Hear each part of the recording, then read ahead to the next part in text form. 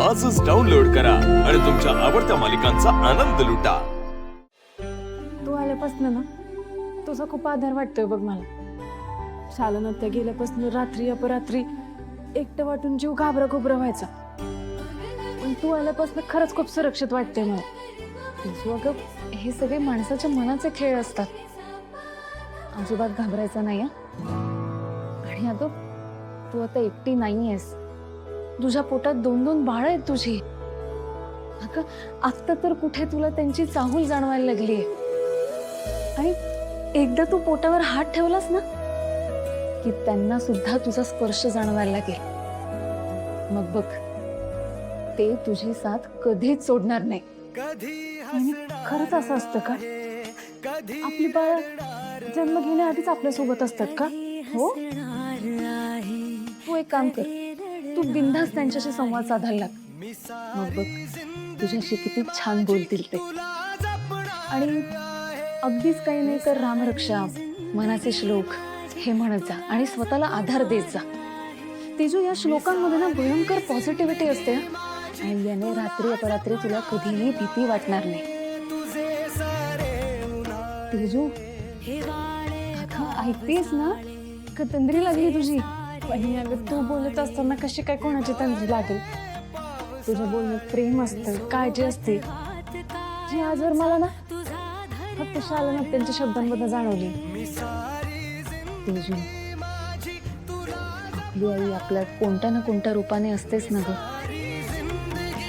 तिच्यापासूनच तर हे हाडामासांचं शरीर जन्म घेतं, मग तिचं अस्तित्व नाकारून कसं चालेल? तुला माहिती, मी हे सगळं ना तिच्याकडूनच शिकले। खरंच आईला ना कधीच कोणीच रिप्लेस नाही करू शकत।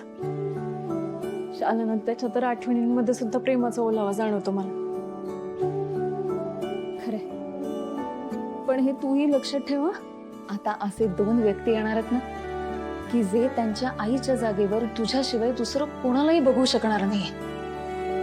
देव आई पण देतो ना तेव्हा त्याच्यासोबत आपोआप मायेचा पान्हाही देतो। आपण आपोआप त्या बाळांवरती प्रेम करू लागतो।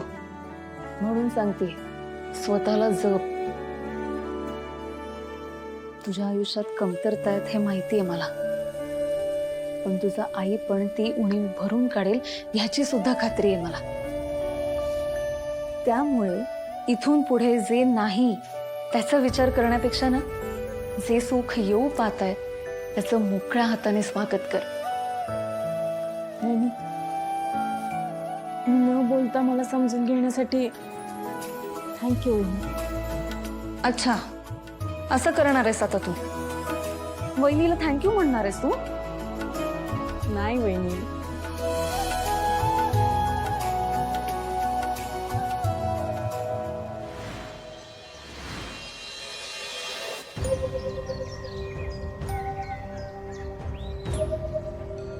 राजू, ऐक ना, मला बोलायचं होतं थोडं तुझ्याशी। ते घरात इतकं सामसूम काय? म्हणजे सगळं ठीक आहे ना? ते 2 दिवस झालं ती तुळजा पण दिसेना, नाही तर सारखी धावपळ करत असते इकडे तिकडे। आत्ताची काळजी घ्यायला म्हणून तिकडे गेली का? काय झालं तेजूला? नाही म्हणजे तिची तब्येत बिब्येत बरी आहे? सगळं ठीक आहे, आम्ही जाणून बुजून तिला तिकडे पाठवलंय। का पाठवलं? दादाला वहिनीसाठी दवाखाना तयार करायचा आहे घरात, तिला सरप्राईज द्यायचंय त्याला, म्हणून आम्हीच कारण काढून पाठवलंय। तुळजासाठी दवाखाना होय? नाही म्हणजे चांगलंच आहे, पोरीच्या हाताला गुण आहे, आणि दवाखाना तर पाहिजेच ना। बघ, माझ्या सूर्याला ना सगळ्यांचीच काळजी असते, त्याला सगळ्यांचं सगळं मनातलं कळतं। वेगुणी आहे माझं पोर। मग दवाखाना उभा राहिला नाही ना अजून, त्यासाठी भरपूर पैसे लागणार आहेत, दादाला त्याचीच काळजी लागली। दवाखाना उभा करायचा म्हणजे लई मोठी रक्कम लागणार, आणि लागेच घरात एवढा पैसा कसा असणार? काहीतरी कर्ज पाणी नाही तर उसनवारी करावीच लागेल।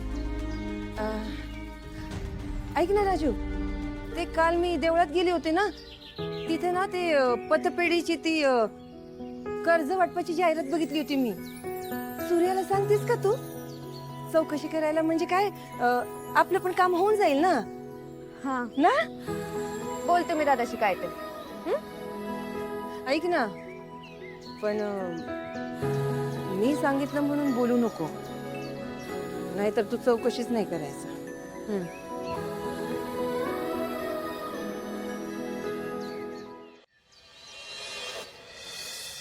दादा धने तू इकडे काय करतेस? माझं सोड, तू सांग आधी, तू इकडे काय करतोय? ते कर्जाची माहिती काढायला आलो होतो. तू काय करतेस इकडे? ते नोकरीसाठी रिकामी जागा आहे असं ऐकलं होतं, मग म्हणलं बघावं काय ते जॉबचं. अरे चांगलंच आहे की, तुला नक्की यश मिळेल. त्याचाच प्रयत्न करते, पण यश काय मिळाना झालंय. धने मी काय शिकवलंय तुला?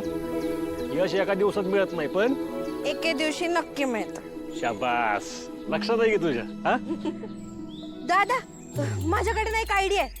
आपण ना एक काम करू, आपण एकमेकांना ऑल द लक विश करू, म्हणजे कसं दोघांची कामं होऊन जातील. माझ्याकडनं तुला हार्दिक शुभेच्छा. तुझं जे काही काम आहे ना ते पूर्ण होते. ऑल द लक. तुला पण लक. दादा ऑल द लक असतं ते, ऑल द लक म्हण. हा ऑल द लक. लक. चल